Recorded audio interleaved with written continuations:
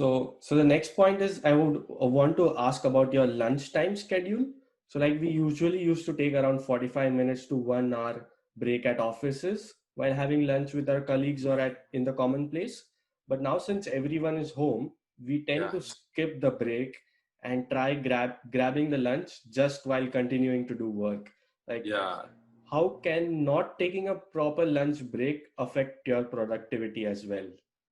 Do- Oh, I mean, you're not doing yourself any favor, any service by doing that. Because that lunch break is, I mean, it's a chance to break from whatever it is that was being done. Not just to break and that's it, but to break and, hit the next part of your day even better. So I like to see this as, the halftime of a basketball game. Yes. They go there and they don't just, you know, eat or drink or whatever it is that they do in the back. No, they are recharging somebody's, working on the knees, somebody's doing, some physical therapy on them, some stretching, dynamic stretching, whatever it is. And they're, going over the strategies, a game plan, whatever it may be, so they can have a stronger second half. Yes. So lunch is super important. I mean, if it wasn't, then they wouldn't give LeBron James a halftime break. And they would just say, Yes. hey, just keep shooting, keep, taking whatever it is. Yeah. Almost every sport has that. They have a halftime in football, they have a halftime in basketball, they have a really long Every time sport halftime. has it. Yeah. Soccer, everything has a halftime. Why? It's, to break, to rest, to Yes. recharge, to Yes. re-strategize, so you can hit the next part of your game there. And I feel like what I'm doing as a sport, that's my mentality. I want to keep doing what I'm doing for those 10 hours, for the 40 weeks, for the 40 years that I'm doing. And that's how I see it. Yes. So taking a break is very important. Okay, we know that. We need to still take a break. The Yes. other part of that is, what are we doing in that break? Yes. Are Do you you see watching people? TV? Are you watching TV during that There you break? go. Yeah. There you go. Are you going through your emails during that break?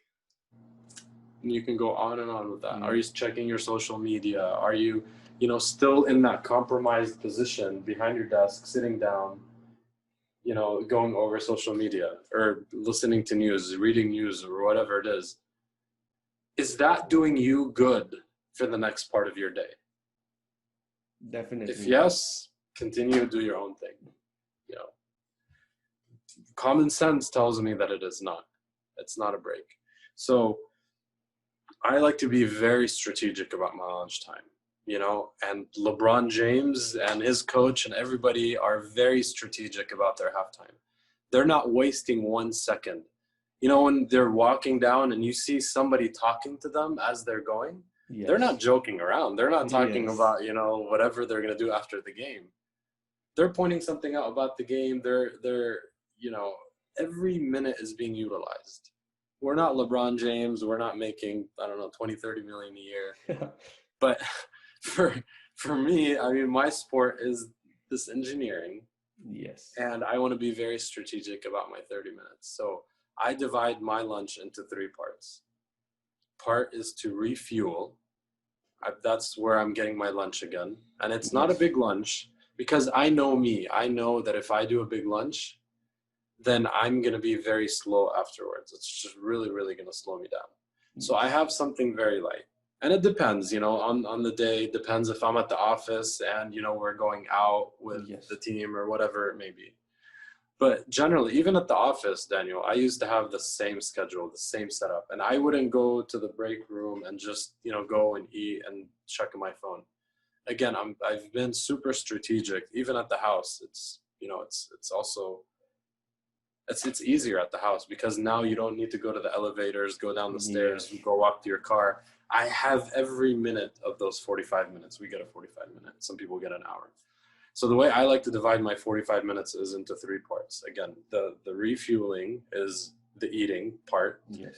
And I try, not to make something that's big so it takes away my time. So it's either I prepare before, or I do something that's easy, or, I'm fortunate that my wife is also here, so she'll make something, but then I'll eat it, in 10 minutes. And then the next part, I'm taking a nap. I'm taking a power nap because I wake up early and I've been just going and going and going. And so that 15 minutes of getting some shut eye and disconnecting up here, giving my brain a break.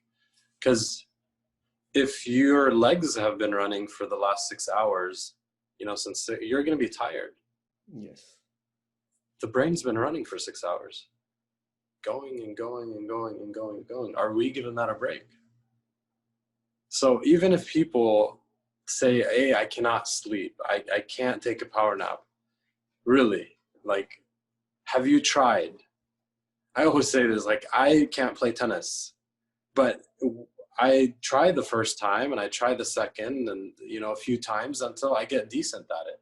Yes. Again, this is a habit that we don't do. So it's natural. It's supposed to be hard. It's supposed to feel unnatural in the beginning, but give it a chance, because again, the science is all there with the power nap. Mm-hmm. For me, when I do the 3 that I'm sharing with you, I feel like I have another day. Like, I feel like now my second part is a new day because I'm refreshed. It's Saturday and I just did the same thing. I don't discriminate between weekdays and weekends. This is like my thing. I eat, I refuel, I get some rest so I can recharge. And then after that, I'm doing something again to get my engine fired up. Because if I'm sleeping, then now I need something to get me up. That's when I'll do kind of a similar thing to the waking up. I'll get on my trampoline, I'll do some dynamic stretching, I'll move around, I'll walk, again for like 10 minutes maybe, and then I'll jump in, take a cold shower, exactly like I did before this call. I mean, this call was perfectly like after lunch. Did my cold shower afterward, and hey, we're live, we're recording. Yeah. That's how I do it. That's how my lunch hour is like one of the most valuable times for me in my workday. And if I can do this, if I can have this, then I'm all recharged.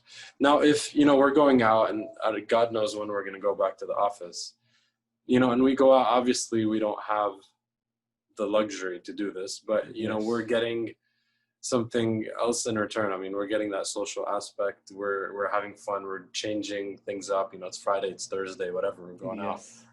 I mean, I definitely don't try to go out every day. I mean, my Thursday usually is the day that I schedule to go out. And if there's any other case, somebody's birthday, whatever, like, I'll do it. But I know that it's the cost of it is me not having, an energetic second half of my day. And Yes. that dip that people feel Yes. after lunch, it's one of the worst feelings, because now you're tired and now your productivity is down and now you're just like fighting. Yes. And that's all adding stress. That all adds stress to, that's why at the very end of the day, we feel so heavy, so like stressed, is because these little things that keep adding. And because we didn't take these pit stops, right? These maintenance stops that we need, recharge, feel good, come back, hit it, take a 2-minute here, go do there, do some work. At the end of the day, like, if you're staying active, if you're taking care of yourself, if you're giving your lunch break to you, you're helping yourselves. only helping yourself. Yeah. And then if you have a family, you're helping your family, because then you can come back and you give them an Yeah. energetic you, and not a very tired, leave me alone, I've had a long 10 hours of work. Yes. So it's key. That's a great question.